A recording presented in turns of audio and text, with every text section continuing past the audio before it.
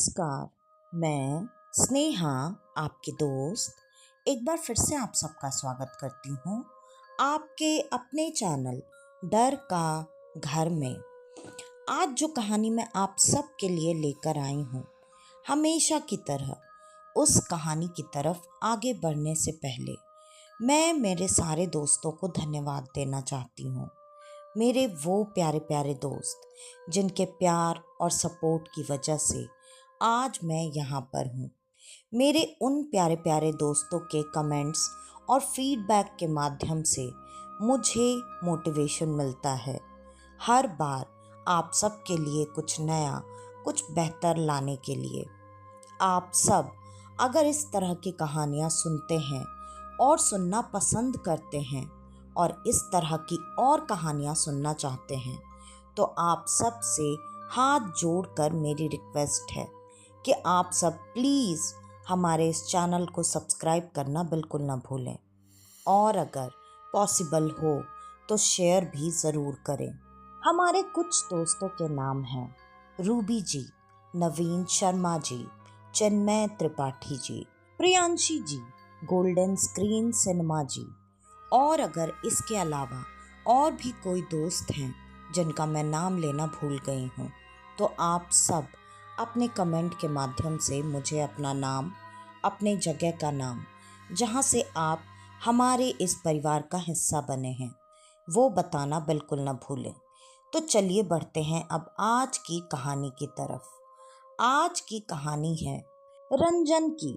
रंजन जो कि एक 12 साल का निडर और बहुत ही ज़्यादा हिम्मती लड़का था। निडर या हिम्मती कहने के बजाय अगर मैं उसे ढीठ कहूँ तो ये ज़्यादा बेहतर होगा। इसका मतलब ऐसी कोई भी चीज़ नहीं थी जिससे उसे डर था। वो हर एक चीज़ से ना तो डरता और ना ही घबराता। वो हर एक चीज़ की तह के बारे में जानने में हमेशा लगा रहता था। उसके माता पिता उसे कई बार कई तरीके से समझाना और बताना चाहते थे, लेकिन रंजन वो इन बातों को सुनने और मानने के लिए कभी तैयार ही नहीं हुआ। वो हमेशा उसके माता पिता के द्वारा जब भी कोई बात समझाई जाती तो एक ही बात कहा करता था, हाँ हाँ मैं ऐसे ही करूँगा, आप जैसे बोल रहे हैं मैं आपकी सारी बात सुनूंगा। और उसके बाद वो हमेशा वही काम किया करता था जिसके लिए खास करके उसे रोका और समझाया जाता था।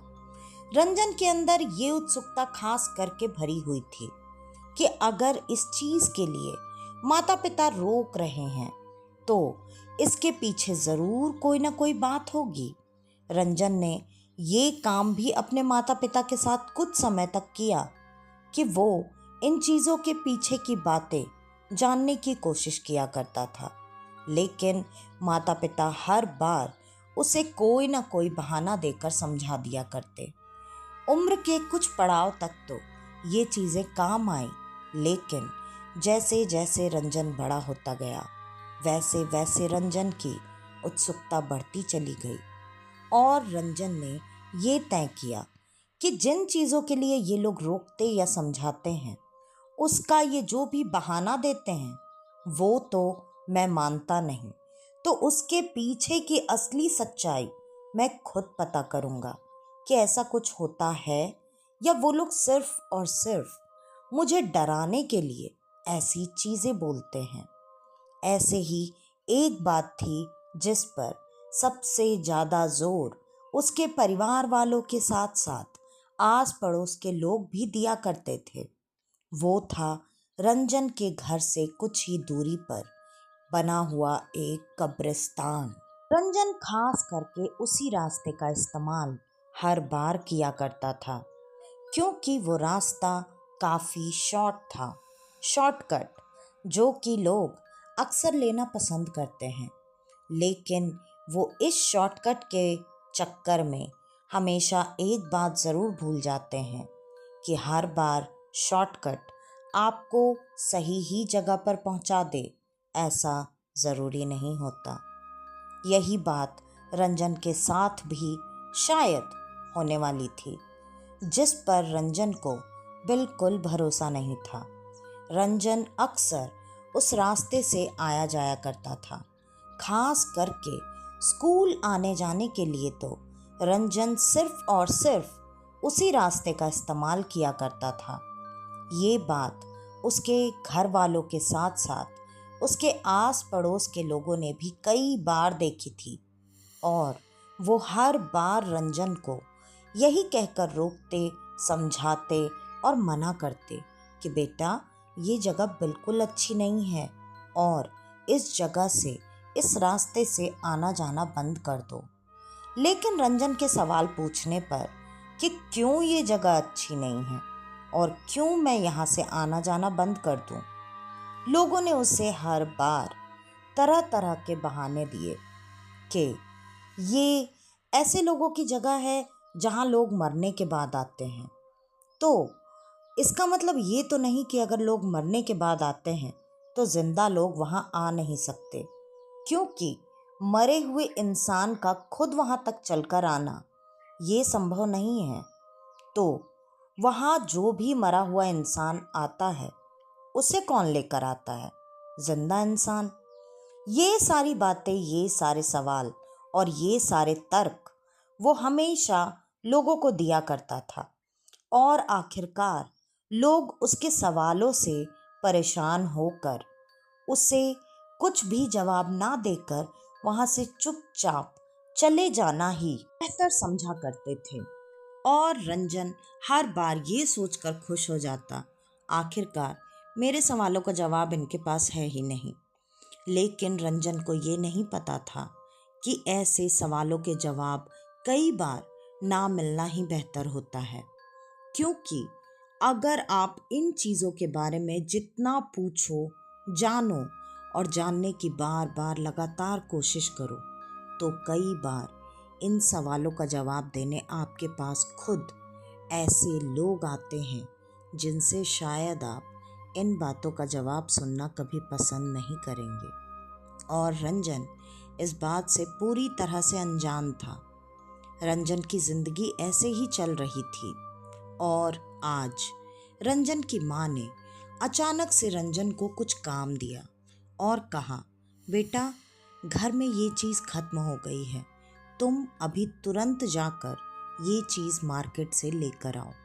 रंजन के घर से मार्केट थोड़ी दूरी पर था, लेकिन वो नज़दीक उसी रास्ते के माध्यम से होता और रंजन की माँ भी ये बात बहुत अच्छे से जानती थी कि रंजन हर वक्त उसी रास्ते से आना जाना किया करता है। इस वजह से उसकी माँ ने खास करके रंजन को ये हिदायत दी, बेटा, तुम जा तो रहे हो, लेकिन लंबा रास्ता लेकर जाना, उस शॉर्टकट वाले रास्ते से बिल्कुल मत जाना, क्योंकि आज अमावस्या है और सूरज भी ढल चुका है। इस पर रंजन ने हमेशा की तरह फिर से हाँ हाँ बोलकर बात को टाल दिया और वो घर से निकल गया। रंजन गया और सामान लेकर जल्दी ही वापस आ गया। वापस आने के बाद रंजन ने वो सामान दे दिया और वो चुपचाप अपने कमरे में जाकर बैठ गया। उसकी माँ ने भी कुछ खास ध्यान नहीं दिया और जब खाना बनकर तैयार हो गया, सबके साथ में बैठकर खाना खाने का समय हुआ, तब माँ ने टेबल सजाकर बेटे को आवाज़ लगाई। कई बार आवाज़ लगाने पर भी रंजन कमरे से बाहर नहीं आया। तब उसके पिता ने अपने बेटे को खुद जाकर बुलाने का तय किया और वो रंजन के कमरे में पहुँचे। जब वो रंजन के कमरे में पहुँचे तब उन्हें ऐसा लगा जैसे रंजन किसी से कुछ बात कर रहा था। रंजन के पिता ने तुरंत दरवाज़ा खोला और दरवाज़ा खोलकर इधर उधर देखा। लगभग रात के 10 बज रहे थे। रंजन के कमरे में इस वक्त कौन हो सकता था, ये बात उसके पिता जानना चाहते थे। इस वजह से उन्होंने कमरे को अच्छे से देखा, लेकिन वहाँ पर कोई भी नहीं था और उन्होंने इस बात को आई गई कर दी और फिर रंजन को खाना खाने के लिए कहने लगे। रंजन ने बिना कोई जवाब दिए चुपचाप वो आकर टेबल पर बैठ गया। ये परिवार मतलब रंजन का पूरा परिवार शुद्ध शाकाहारी परिवार था। वो लोग नॉन वेज कभी नहीं खाते थे और ना ही उनके परिवार में, उनके परिवार क्या, उनके पूरे खानदान में कभी किसी ने नॉनवेज ना खाया, ना सामने से देखा और ना ही कभी टच किया था। लेकिन खाने पे आज रोज की तरह वही वेज खाना सर्व किया गया था। रंजन के सामने भी प्लेट लगा दी गई और उसमें वही वेज खाना था जो कि सबके सामने सर्व किया गया था। वो प्लेट लगाते ही रंजन अजीब सी भारी आवाज में चिल्लाते हुए कहने लगा, ये क्या लगा दिया है? मुझे ये घास फूस नहीं खाना, मुझे मांस चाहिए, मांस। और ये कहकर उसने प्लेट को एक हाथ से तुरंत झटका देते हुए टेबल के नीचे गिरा दिया। अब उसकी आवाज पर किसी ने ध्यान नहीं दिया। सब ने इस बात पर ध्यान दिया कि रंजन ने कैसे बदतमीजी की और खाने का अनादर करके उसे टेबल के नीचे फेंक दिया। पिता ने भड़कते हुए रंजन से कहा, रंजन, तुम्हारा दिमाग खराब हो गया है क्या? हमारे यहाँ मांस मच्छी ये सब नहीं आता और तुम कब से ये सब खाने लगे? तुमने क्या आज तक वो चीज़ कभी सामने से भी देखी है जो उस बेकार खाने की मांग कर रहे हो? रंजन के पिता इस वक्त इतने गुस्से में थे कि उन्हें ये समझ ही नहीं आ रहा था कि वो रंजन पर थोड़ा ध्यान दें, लेकिन वो अपने गुस्से में तमतमाते हुए रंजन को एक सांस में कई सारी बुरी भली बातें कहते चले गए। रंजन ने उनके किसी भी बात का कोई जवाब नहीं दिया और उसने सिर्फ और सिर्फ एक ही बात दोबारा दोहराई, मुझे मांस चाहिए, मुझे मांस चाहिए।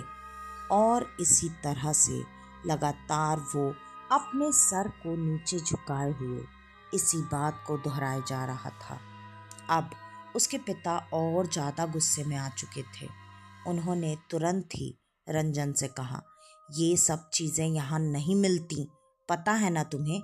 और अगर तुम्हें इतना ही शौक चढ़ा है मांस खाने का तो यहाँ से निकल जाओ और बाहर जाकर तुम्हें जो भी खाना है वो खाओ। इतना सुनते ही रंजन तुरंत अपनी जगह से उठकर तमतमाता हुआ बाहर निकल गया। उसके माता पिता किसी ने भी उस वक्त ना तो उसे कुछ कहा और ना ही रोकने की कोशिश की। उसके वहां से चले जाने के बाद घर वालों का मूड तो खराब हो चुका था, लेकिन फिर भी सबने बैठकर खाना खाया और खाना खाने के बाद वो सब थोड़ी देर तक बैठकर उसके अजीब से व्यवहार के बारे में बात कर रहे थे। तभी अचानक उसकी माँ की नज़र घड़ी पर गई और उन्होंने कहा, प्लीज़ जाकर देखिए ना, मुझे थोड़ी चिंता हो रही है। वो जैसे कर रहा था ऐसे इससे पहले तो उसने कभी कुछ नहीं किया था और अब काफ़ी देर हो चुकी है, वो कहाँ चला गया? रात के लगभग 12:30 बज चुके थे। सच में देर तो काफ़ी हो चुकी थी। पिता ने भी तब ये सोचा और वो दोनों घर से अपने बेटे को बाहर ढूंढने के लिए निकल पड़े। थोड़ी ही दूर में जहाँ वो शमशान था वहाँ अचानक ना चाहते हुए भी, क्योंकि वो शमशान पूरी तरह से रात में अंधेरे में डूबा हुआ होता था और उस जगह से उसके पिता को लगातार एक कुत्ते की चीखने, चिल्लाने, रोने की या फिर दर्द में कराहने की आवाज़ आ रही थी। पिता को तब तक काफ़ी अजीब लग रहा था, क्योंकि वो आवाज़ ऐसी थी जैसे लगातार उस कुत्ते को कोई किसी तरह की यातना दे रहा हो। लेकिन इतनी हिम्मत तो उनमें नहीं थी कि वो ऐसे रात में अचानक शमशान में एंटर हो जाएं। उन्होंने थोड़ी देर वहीं पर खड़े होकर उस कुत्ते की आवाज़ को सुनने की कोशिश की। तभी उन्हें बीच बीच में एक अजीब सी मांस के चबाने की और मांस के साथ साथ हड्डियों के भी चबाए जाने की आवाज आने लगी। ये उन्हें अब और अजीब लग रहा था। उन लोगों ने हाथ में टॉर्च पकड़ रखे थे। उन्होंने टॉर्च को उस तरफ घुमाया। तब उन्होंने देखा वहाँ थोड़ी दूर पर उनका बेटा रंजन बैठा हुआ है। और ये देखते ही माता पिता दोनों भागकर उस जगह पर पहुँचे। और जब वो उस जगह पर पहुँचे तब उन्होंने देखा रंजन ने एक हाथ से एक कुत्ते के गले को पकड़ा हुआ है। वो कुत्ता जिंदा है और वो अपने दूसरे हाथ से उस कुत्ते के शरीर में अपना हाथ घुसा घुसा कर उसके अंदर की आंतड़ियां निकाल निकाल कर लगातार कचर कचर की आवाज के साथ उसे चबा चबा कर बड़े ही मजे लेकर खा रहा था। उसका हाथ, पैर, कपड़े, मुंह सब पूरी तरह से खून से सने हुए थे। वो जिंदा कुत्ता ही इसी वजह से दर्द में तड़पता हुआ लगातार चिल्ला रहा था। ये नज़ारा देखकर थोड़ी देर के लिए उसके माता पिता इतना ज़्यादा डर गए कि उन दोनों ने अपने कदमों को पीछे खींच लिया। लेकिन वो उनका बेटा था। वो ऐसी हालत में अपने बेटे को छोड़कर कैसे जा सकते थे।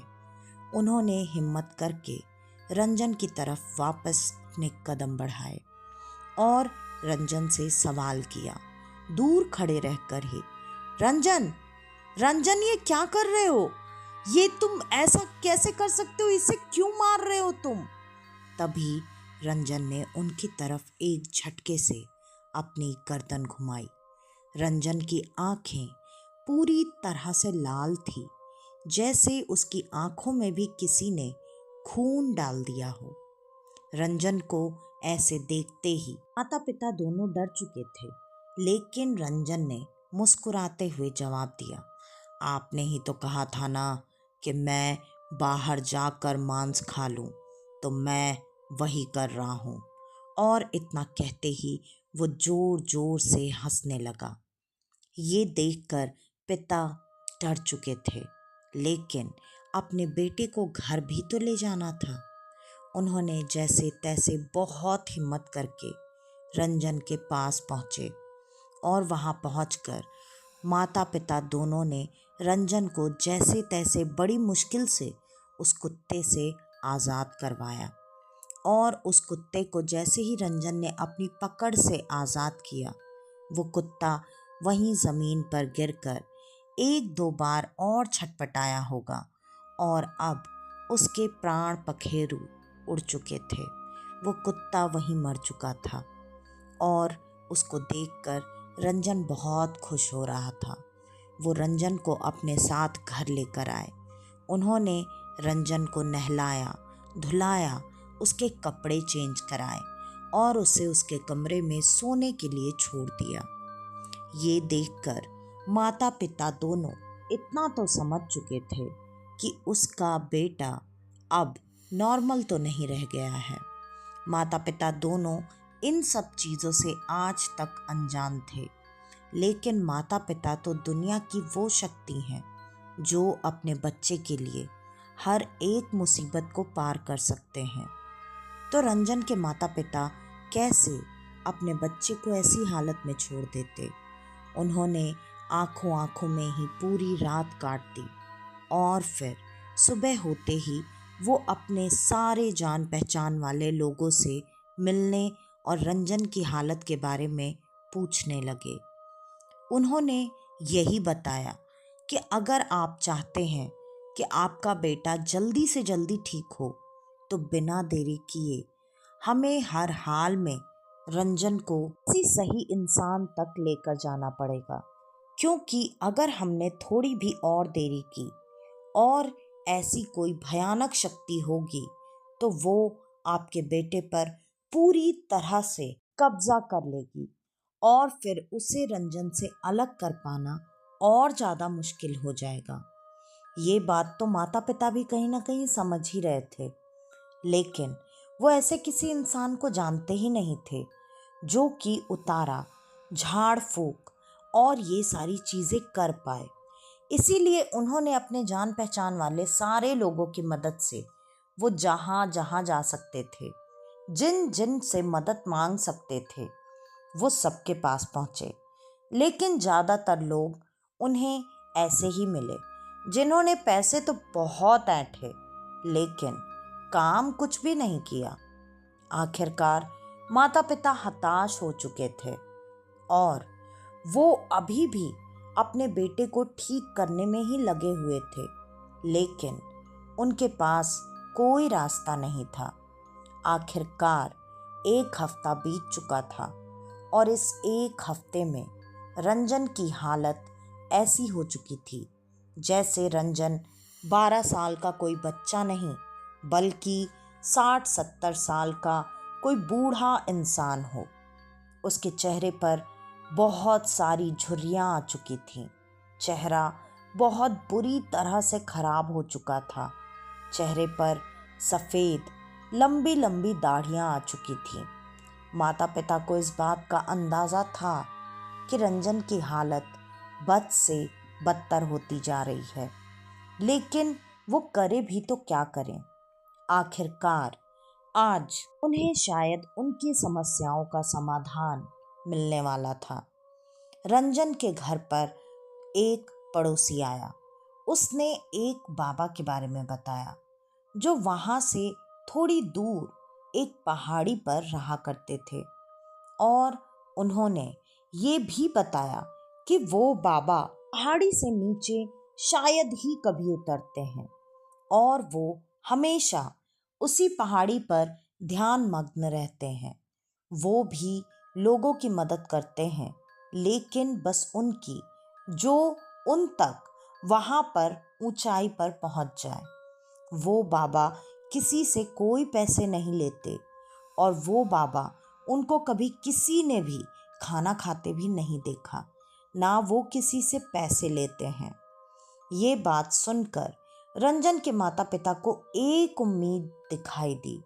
उन्हें ऐसा लगा कि शायद ये बाबा उनकी मदद कर पाए। वो अपने बच्चे की इस हालत को ठीक करने के लिए इतने सारे पाखंडियों के पास जाकर आ चुके थे। ना जाने इस 1 हफ्ते में उन्होंने कितने पैसे फूंक दिए थे, लेकिन रंजन की हालत सुधरने के बजाय दिन ब दिन और बिगड़ती जा रही थी। तो ये एक और कोशिश करने में क्या हर्ज था। वो सब मिलकर उस जगह पर पहुंच गए और उस जगह पर पहुंचते ही जब वो पहाड़ के सबसे ऊंची जगह पर जहां पर वो बाबा बैठा करते थे वहां पहुंचने ही वाले थे कि तभी उन लोगों ने देखा वहां 7 सीढ़ियां बनी हुई हैं और उसी के सबसे ऊपर जो टीला है वहां पर वो बाबा ध्यान मग्न थे। वो उन सीढ़ियों पर पैर रखते ही कि तब तक एक आवाज़ आई, गलती से भी उन सीढ़ियों पर पैर मत रखना। उन्होंने जब ऊपर सर उठाकर देखा तो वो बाबा अपने ध्यान से बाहर निकल चुके थे और ये आवाज़ उन्हीं की थी। वो उन लोगों को उन सीढ़ियों पर पैर रखने से मना कर रहे थे। ये देखकर वो सारे लोग वहीं पर रुक गए और थोड़ी ही देर में वो बाबा खुद नीचे उतर कर आए। उन्होंने तुरंत ही एक नज़र रंजन की तरफ डाली और जैसे ही उन्होंने रंजन की तरफ देखा, पिता ने हाथ जोड़ लिए और वो अपने किसी दुख के बारे में उन्हें बताने ही वाले थे कि तब तक बाबा ने कहा, तुम यहाँ जिस वजह से आए हो मैं वो चीज़ें अच्छी तरह से जानता हूँ। पिता के नज़रों में सवाल थे, कई सारे सवाल, लेकिन बाबा उन सवालों के जवाब की जगह उन्होंने सिर्फ एक ही बात कही, क्यों 1 हफ्ते पहले ही बेटे ने कुत्ता मार कर खाया ना। उसके अलावा आवाज़ बदल गई। इस 12 साल के बच्चे ने सारी वो चीज़ें देख ली हैं जो इस उम्र तक तुम लोगों ने नहीं देखी, और भी सारी बातें एक एक करके उन्होंने वही बताई जो जो इतने दिनों में रंजन के साथ हुआ था। ये बातें सुनते ही पिता की आंखों में आंसू आ गए और उन्होंने कहा, बाबा, हम थक चुके हैं, हम परेशान हो चुके हैं। ये हमारा इकलौता बेटा है, कुछ भी कीजिए, लेकिन मेरा वंश खत्म होने से बचा लीजिए। मैं अपने बच्चे को खो नहीं सकता। बाबा उनकी भावनाओं को समझ रहे थे और उन्होंने कहा कि अच्छा हुआ तुम यहाँ देर से आए, लेकिन फिर भी अभी वक्त है कि शायद मैं इसे बचा पाऊँ। इस पर पिता ने एक सवाल किया, बाबा, आपने इन सीढ़ियों पर हमें चढ़ने को मना क्यों किया? तब बाबा ने थोड़ा मुस्कुराते हुए जवाब दिया, अगर तुम इन सीढ़ियों पर इसे लेकर चढ़ जाते तो या तो ये पहली सीढ़ी पर पैर रखते ही मर जाता या फिर ये तुम में से किसी एक को मार डालता। ये बात सुनकर पिता की नज़रों में फिर से एक बार सवाल थे। बाबा ने बिना सवाल पूछे ही जवाब दिया। उन्होंने कहा, ये सीढ़ियाँ मैंने खास करके अपने आध्यात्मिक शक्तियों से बनाई है। इन सीढ़ियों पर सिर्फ और सिर्फ कोई सामान्य व्यक्ति ही चढ़कर पार कर सकता है। अगर ऐसी किसी बाधा से बाधित कोई इंसान इस पर अपना पैर रख दे तो या तो वो अगर किसी सामान्य शक्ति से बाधित है तो वो आज़ाद हो जाएगा, या फिर अगर वो किसी बहुत ही भारी आत्मा या ऐसी शक्ति से बंधा हुआ है तो वो अपने प्राणों से मुक्ति पा जाएगा। इसका मतलब वो मर जाएगा। ये बात सुनते ही माता पिता दोनों डर चुके थे। बाबा ने ये कहा, तुम जिसे लेकर आए हो वो कोई सामान्य शक्ति नहीं है। मुझे जितना समझ में आ रहा है ये कोई बहुत ही ज़िद्दी और बहुत ही सालों पुरानी कोई शक्ति है। इसके बारे में और जानकारी मैं तुम्हें बाद में ही दे पाऊंगा। और बाबा वहाँ रंजन को लेकर एक जगह पर बैठ गए। उसके बाद बाबा लगातार कुछ मंत्रों का उच्चारण करने लगे। मंत्रों का उच्चारण करते वक्त रंजन बिल्कुल सामान्य था। उसके अंदर कोई भी अजीब तरह की कोई हरकत, कोई हलचल हो ही नहीं रही थी। जबकि इससे पहले वो जिन भी ढोंगी बाबा के पास जाता था वो अजीब अजीब तरीके से बिहेव करता था।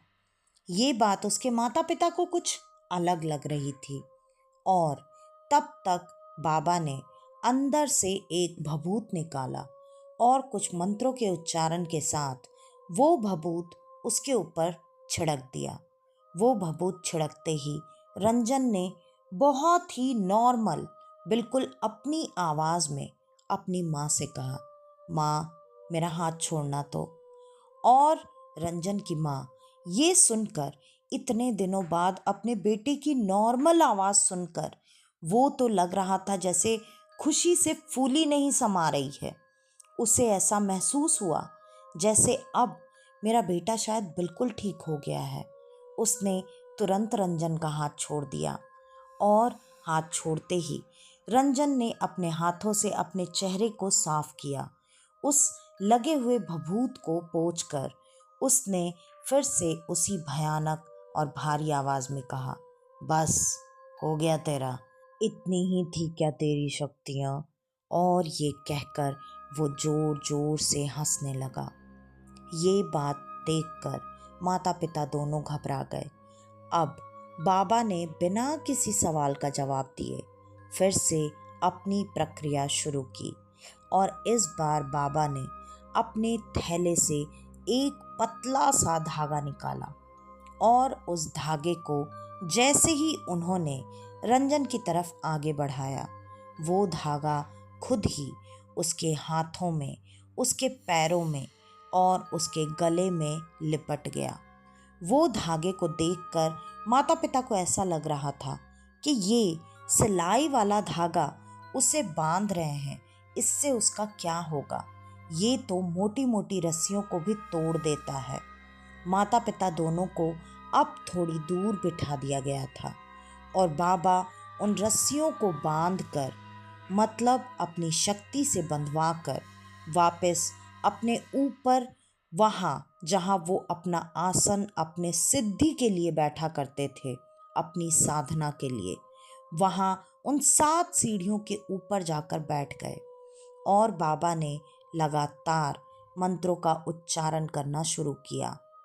बाबा ने जो धागा रंजन के हाथ, पैर और गले में बांधा था, वो धागा अपने आप घूमकर बाबा के हाथों में आ गया। बाबा अभी भी लगातार मंत्रों का उच्चारण किए जा रहे थे और फिर बाबा ने उन मंत्रों का उच्चारण जैसे जैसे जारी रखा, वैसे वैसे रंजन खुद ही उस पतले से धागे से घसीटता हुआ जमीन से पहली सीढ़ी पर आकर रुक गया और उस पहली सीढ़ी पर आकर रुकते ही रंजन जोर जोर से चीखने चिल्लाने लगा, छोड़ दे मुझे, जाने दे, वरना मैं तुझे और इन सब को मार डालूंगा।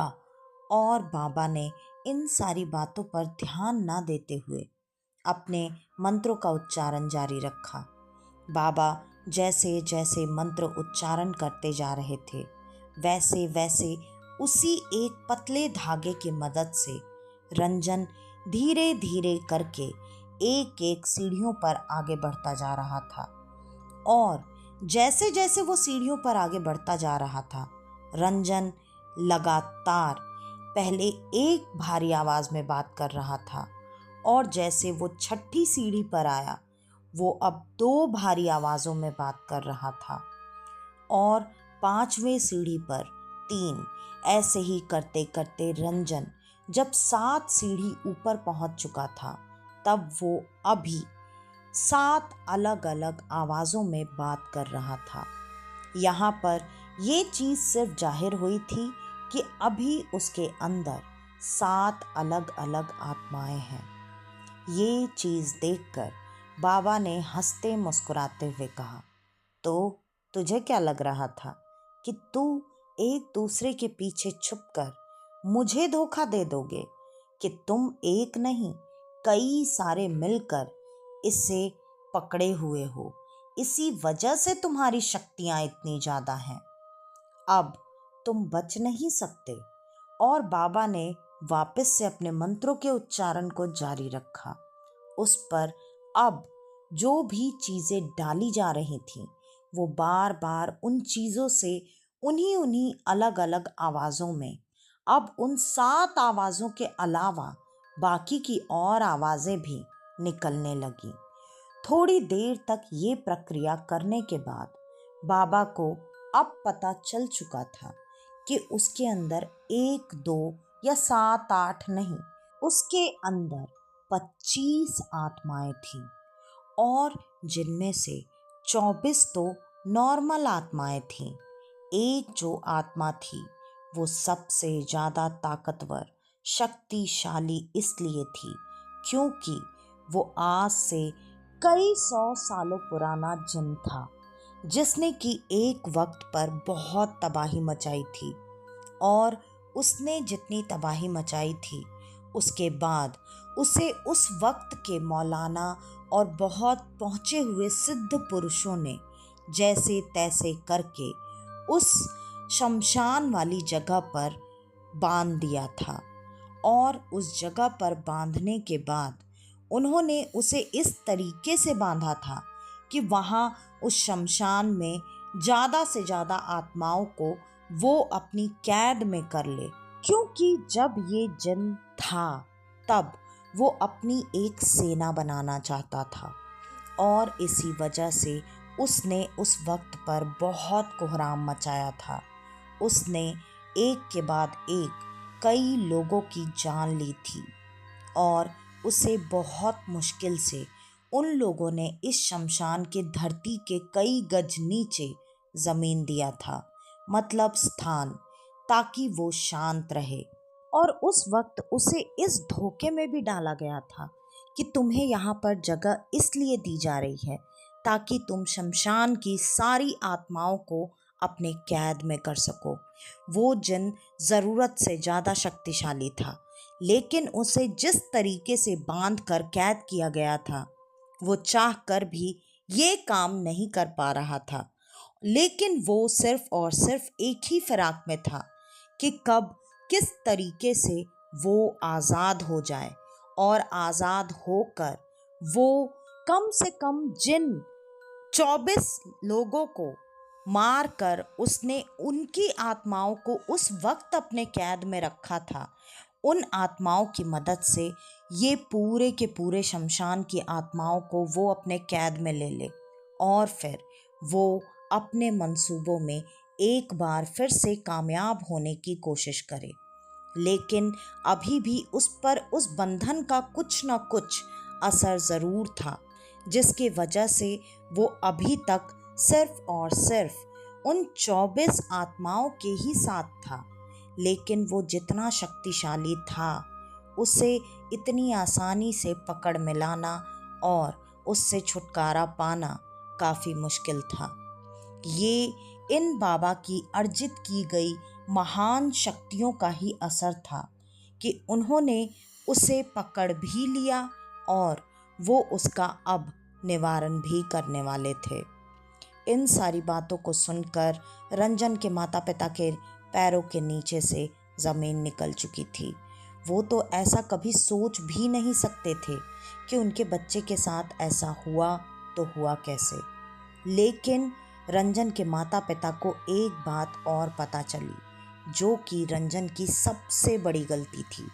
रंजन जब भी स्कूल उस रास्ते से आया जाया करता था, रंजन ने इससे पहले कई बार वहाँ उस शमशान में बैठकर अपने स्कूल को बंक किया था, और वो खाने पीने की कई सारी चीज़ें वहाँ उस जगह पर अनजाने में रख देता था, जहाँ से उस जिन को भोग अर्पण कुछ समय पहले तक किया जाता था, जिसके वजह से वो जिन हमेशा इस ताक में ही अब था कि वो हर हाल में रंजन को ही पकड़ेगा और रंजन को ही अपना शिकार बनाएगा। और एक और सबसे बड़ी गलती रंजन ने कर दी, उसने अमावस्या के दिन वही रास्ता अपनाया जो रास्ता उसकी माँ ने उसे लेने को मना किया था। और तो और रंजन के पास उस दिन जो चीज़ थी वो मीठी चीज़ थी, साथ ही साथ दूध। और रंजन से एक और बड़ी गलती ऐसे हो गई कि रंजन जब जब तेज तेज भागता हुआ उस शॉर्टकट के रास्ते से आ रहा था, तब रंजन को अचानक से ठोकर लगी। ये ठोकर अनजाने में थी या जानबूझकर, इसका फैसला आप सब कीजिएगा। और रंजन के हाथ से वो दूध और मिठाई का पैकेट दोनों एक बार फिर से उसी जगह पर गिरकर उस जिन को अर्पित हो गया, जहाँ पर रंजन अक्सर खाना रखकर अनजाने में उस जिन को भोग लगाया करता था। बस इसी बात का इंतज़ार उस जिन को था, और उसने उसी दिन अपनी कैद में रखी हुई 24 आत्माओं के साथ रंजन के शरीर को धारण कर लिया। और फिर वो अब धीरे धीरे अपना पूरा हक उस शरीर पर जमा ही रहा था। इसलिए रंजन का चेहरा ऐसे पुराने बूढ़े की तरह होता जा रहा था। अब जबकि ये सारी बातें पता चल चुकी थी, उन्होंने तुरंत ही रंजन को एक तावीज़ पहनाया और उन्होंने कहा, ये उपाय, ये निवारण मैंने सिर्फ थोड़े दिनों के लिए किया है।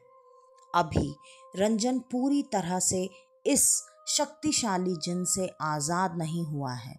इसके लिए तुम्हें इसे पूर्णिमा के दिन फिर से एक बार मेरे पास लेकर आना पड़ेगा, और उस दिन मैं इस बात का पूरा निवारण करूँगा। अब उन्होंने जैसा कि रंजन को एक तावीज़ पहले से पहना रखा था, उन्होंने उसके माता पिता को ये भी बताया कि पूर्णिमा के दिन तुम लोग इसे कुछ मत कहना, ना यहाँ आने के लिए और ना ही किसी और चीज़ के लिए। मैं इसके साथ जो भी क्रिया अभी कर रहा हूँ, पूर्णिमा के दिन ये खुद चलकर मेरे पास आएगा। तुम लोगों को सिर्फ इसके पीछे पीछे आना है, और अगर ये इस रास्ते के अलावा किसी और रास्ते पर जाने की कोशिश करे तो ये भभूत, जो कि अभिमंत्रित है, तुम्हें सिर्फ पीछे से इसके ऊपर 3 बार छिड़कना है। माता पिता ने यही किया। वो पूर्णिमा के दिन का इंतज़ार कर ही रहे थे, और जैसा कि बाबा ने बताया था ठीक वैसा ही हुआ। रंजन उस रास्ते पर खुद ब खुद आगे बढ़ने लगा और माता पिता उसके पीछे पीछे। लेकिन वो एक बार रास्ता भटकने वाला था। वो फिर से उसी शमशान की तरफ जाने वाला था। माता पिता ने उन बाबा के बताए अनुसार उस पर वो भभूत जैसे ही 3 बार छिड़का, रंजन फिर से अपने सही रास्ते पर आगे बढ़ने लगा। और उसके बाद वहाँ वो सब पहाड़ पर पहुँच गए जहाँ बाबा का स्थान था। वहाँ पर बाबा ने पहले से सारी तैयारियां करके रखी थी। उन्होंने वहाँ पर 25 गुड़िया बनाकर रखी थी, जो कि आटे की थी। उन 25 गुड़िया में एक एक कील पहले से लगाई गई थी, लेकिन जो 25वीं सबसे बड़ी गुड़िया थी उसके हाथ पैर भी बांधे गए थे और कील भी जमीन में उससे होते हुए गाड़ी गई थी। मतलब गुड़िया के पेट में गाड़ कर जमीन को वो कील छू रही थी। वहां पहुंचते ही रंजन चुपचाप बाबा के सामने आकर बैठ गया, जैसे कि वो बाबा का आदेश ही मान रहा था। बाबा ने थोड़ी ही देर में अपनी क्रिया प्रारंभ की, और जैसे जैसे बाबा क्रिया करते जा रहे थे, रंजन के शरीर से एक एक करके काले धुएं सा कुछ निकल निकल कर उन सारी गुड़िया के अंदर घुसता चला जा रहा था। और जैसे जैसे वो काला धुआं गुड़िया के अंदर घुस रहा था, वैसे वैसे उन सारी गुड़िया में मूवमेंट हो रही थी। वो आटे की गुड़िया जैसे उनमें जान आ चुकी थी, वो सब हिल रही थी और वो सब लग रहा था जैसे भागना चाहती है। बाबा ने इसी वजह से उन सारी गुड़ियाओं के पेट में कील गाड़ रखी थी, जिससे कि वो उठकर वहां से भाग ना पाए। और बाबा ने जब अपनी क्रिया लगभग लगभग खत्म करने वाले थे, तब तक उस बड़े से आटे के गुड़िया में एक जो काले धुएं जैसा बनकर घुसा, उसके बाद वो बड़ी गुड़िया बात करने लगी। वो लगातार बाबा को धमकी दे रही थी कि छोड़ दे, मुझे जाने दे, वरना अगर मैं गलती से भी आज़ाद हो गया तो मैं इस बार सबसे पहले तुम्हारी जान लूँगा। लेकिन बाबा ने किसी भी बात पर कोई ध्यान ना देते हुए अपने क्रिया को संपन्न किया, और बाबा ने उसके बाद एक कांच की बड़ी सी बोतल उन गुड़ियाओं के आगे एक एक करके लाते गए, और उसी एक कांच की बोतल में वो सारी गुड़िया अपने आप अंदर जाती चली गई, जैसे कि मानो कोई जादू। और आखिरकार वो सबसे बड़ी गुड़िया भी उसके अंदर आ गई। बाबा ने उस कांच की बोतल को बंद किया और कहा कि ये कांच की बोतल तुम ले जाकर किसी ऐसे जगह पर दफनाओ, छुपाओ या फिर संभाल कर रखो, जिससे कि कम से कम ये कांच की बोतल कभी भी किसी के हाथ ना लगे, कम से कम तब तक जब तक कि तुम्हारा बेटा जीवित है। क्योंकि मैंने इसे इसके शरीर से अलग तो कर दिया है, लेकिन ये अगर गलती से भी कभी भी आज़ाद हुआ तो ये सबसे पहले अब तुम्हारे बेटे के ही शरीर पर वापस कब्जा करेगा, और उसके बाद इसे इससे अलग करना बहुत मुश्किल होगा। क्योंकि अगली बार अगर इसने कब्जा किया तो ये सबसे पहले तुम्हारे बेटे की जान लेगा। और इतना कहकर बाबा ने रंजन के माता पिता को उस बोतल को दे दिया। उसके बाद बाबा ने एक तावीज़, एक सुरक्षा कवच भी रंजन के गले में फिर से डाला और कहा, जब तक रंजन जीवित है ये तावीज़, ये सुरक्षा कवच इसके पास से कभी अलग नहीं होना चाहिए। ये हमेशा इसके शरीर में छुआ हुआ ही रहना चाहिए। अगर तुम्हें कई सालों के बाद इसका धागा या इस तावीज को किसी भी रीज़न से बदलने की ज़रूरत पड़े तो मैं तुम्हें और तावीज़ बनाकर दे रहा हूँ। एक बात हर हाल में याद रखना कि जो भी तुम नया तावीज इसे पहनाओगे उसे पहले पहनाना है, उसके बाद ही इस पुराने तावीज़ को इसके शरीर से अलग करना है। अगर इसमें किसी भी तरह की कोई भी भूल चूक हुई तो उसके जिम्मेदार सिर्फ और सिर्फ तुम होगे। माता पिता अब सारी बात समझ चुके थे और वो वहाँ से बाबा को धन्यवाद करके चले गए। कहते हैं कि आज रंजन 55 साल का हो चुका है और आज भी उसके गले में वो तावीज़ मौजूद है और रंजन आज एक सामान्य ज़िंदगी बिता रहा है, लेकिन कहीं ना कहीं ये डर आज भी उसके अंदर है। तो आज की ये कहानी यहीं पर ख़त्म होती है। आपको हमारी आज की ये कहानी कैसी लगी हमें कमेंट करके ज़रूर बताइएगा। और अगर आपको हमारी ये कहानियाँ पसंद आती हैं तो ज़्यादा से ज़्यादा हमारी इन कहानियों को लाइक, शेयर और सब्सक्राइब करना बिल्कुल न भूलें। और अगर आपके पास आपकी ऐसी कोई कहानी है जिस पर कोई भरोसा नहीं करता तो मैं स्नेहा, आपकी दोस्त, उस पर भरोसा करूंगी और अपने बाकी के दोस्तों के साथ अपने अंदाज में शेयर करूंगी।